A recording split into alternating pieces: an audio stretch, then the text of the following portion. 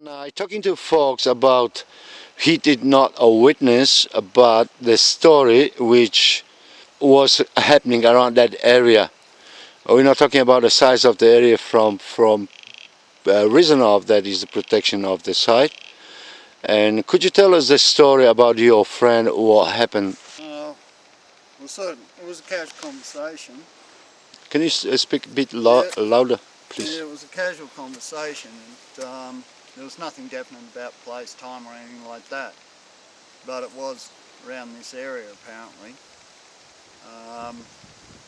What I'll do is I'll talk to the lady again, and if she's happy and willing to, make arrangements so you can record the story. Yeah, that'd be appreciated. Because at the moment it's coming from me. Yeah, it's coming from second-hand information. We get two sources, but what happened according to the story? Well, it was dark. There was no moon, and from memory, I think he said she was saying that it was either a father or a grandfather. I think it was a father, and dogs outside were going off. Something was stirring the dogs up, and he's gone outside, and there was a track, and what I recall was that he was walking down this track because he didn't have a torch with him, but he suddenly had a feeling or became aware that there was something behind him, and he stopped, and the next thing he felt was this hot breath on his neck and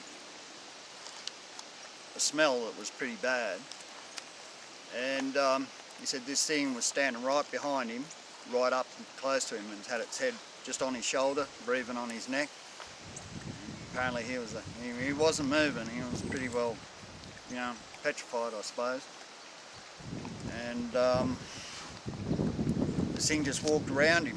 And when it walked around him and it got in front of him, even though it was dark, his eyes adjusted a bit to the dark as it does, and he was able to make out this hairy creature that just walked past him and kept walking down the track.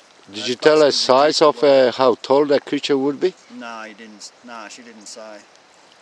But it was enough to put wind up him.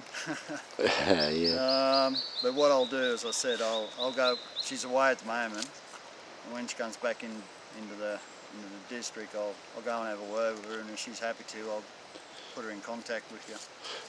Did you hear about Bigfoot or Yowie, I call it in Australia, and did you ever heard about that kind of the sightings people experience Aborigines for many of years? Yeah, well, there used to be Aborigines and Koris in this area years back, a long time back, but not so much in this area. See, I think not many people talk about that sort of thing, I reckon, because there's a bit of a stigma, I suppose, So, I mean, I'm aware of them stories, you hear them all the time, well, not all the time, but you hear of them, mainly through media and things like that, but, sometimes you can sort of tell, oh, that's a bit of a long straw there, and then sometimes you sort of think, well, there's something interesting about that.